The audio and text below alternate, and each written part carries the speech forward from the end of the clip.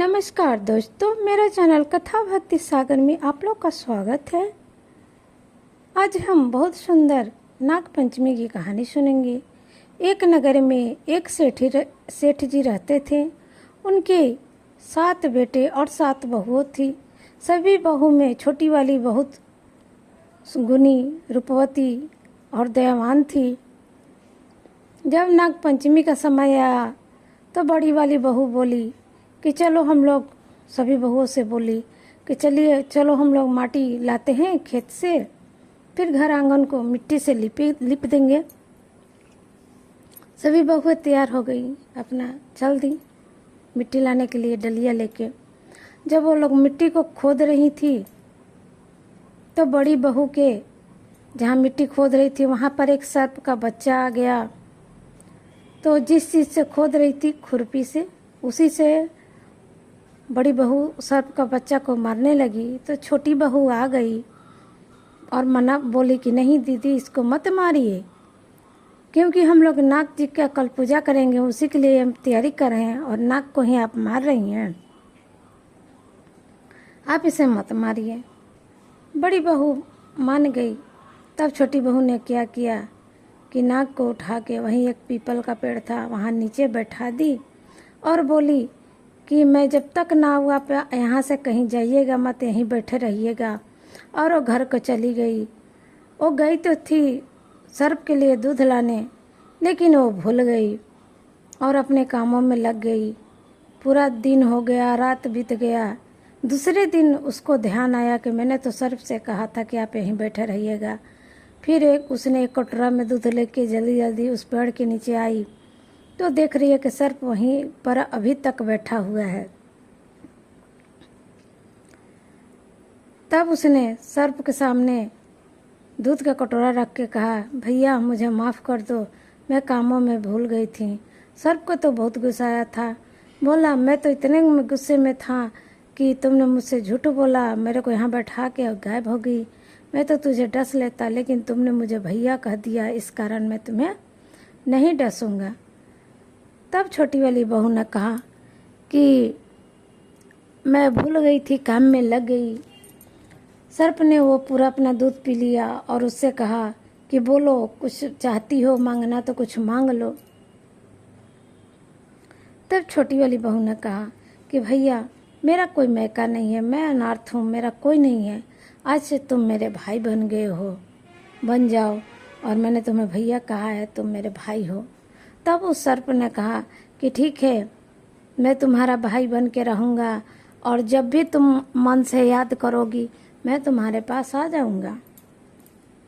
ऐसे कह के सर्प चला गया और वो छोटी बहू जो थी अपना घर आ गई।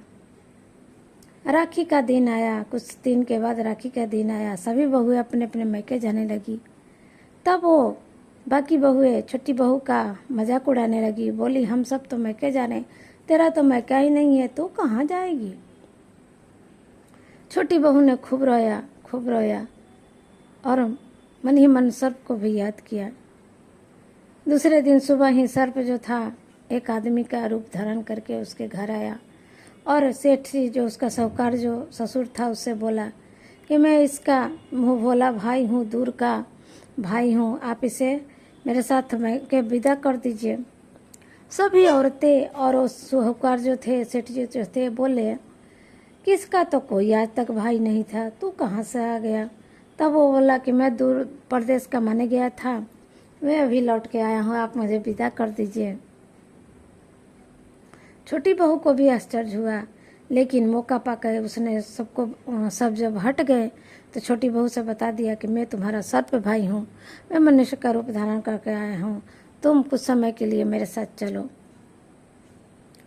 फिर वो सर्प जो था अपने साथ छोटी बहू को विदा करके ले गया और जब रास्ते में कुछ दूर निकल गया तो बोला कि तुम मेरी पोंछ पकड़ लो, मैं तुम्हें नागलोक ले जा रहा हूँ।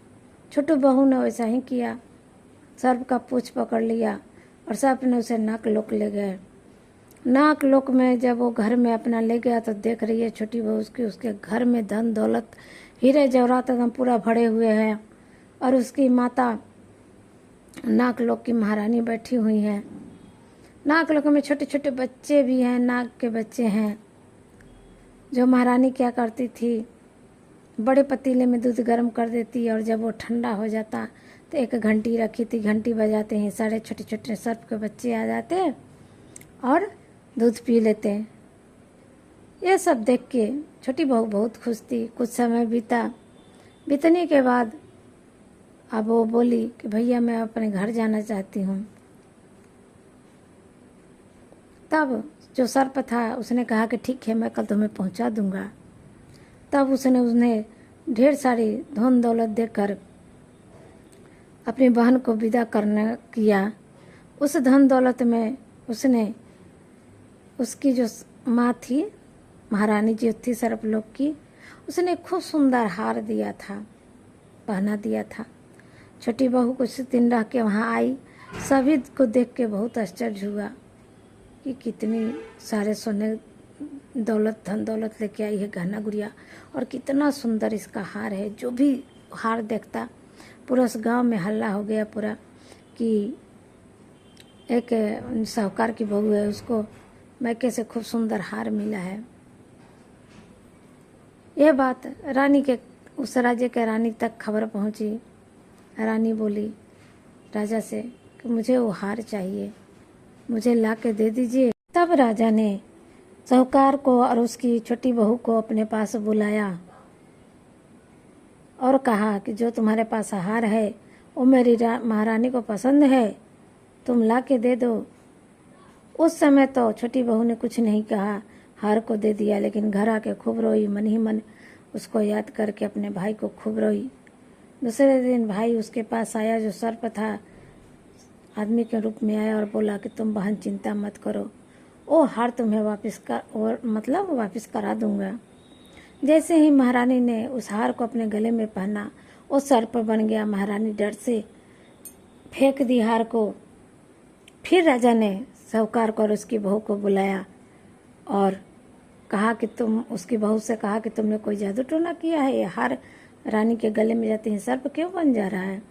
तब साहूकार की बहू ने कहा ये हार ऐसा ही है, मेरे अलावा कोई भी पहनेगा इसे तो वो सर्प बन जाएगा। तब वहाँ वो सर्प जो था आ गया, अपने नाग के रूप में आया, फिर अपने असली रूप में आया, मनुष्य के रूप में आके, और राजा से सारी बात कहा कि ये हम लोग ने दिया है, नाग लोग का हार है, अगर दूसरा कोई पहनेगा तो ये नाग ही बन जाएगा। मैंने इसे सिर्फ अपनी बहन को दिया है और यही पहनेगी तभी ये ठीक रहेगा। और सारी बात कह सुनाई कि इसने मेरे एक दिन प्राण की रक्षा की थी, इस करके मैं इसका भाई बन गया हूँ। सभी लोग सब कुछ कहा और उस दिन के बाद से राजा ने पूरे राज्य में मुनादी करा दी कि जिस दिन नाग पंचमी का दिन होगा, ये सावन के महीने में आता है, तो उस दिन सभी लोग घर में पूजा पाठ करें और नाग देवता के दूध और लावा चढ़ाएं। इस करके उस राज्य में वैसा ही होने लगा। तब से राज्य खुशहाल हो गया और उस दिन से नाग पंचमी का व्रत मनाया जाता है। जय हो नाग देवता की, जय हो भोले बाबा की।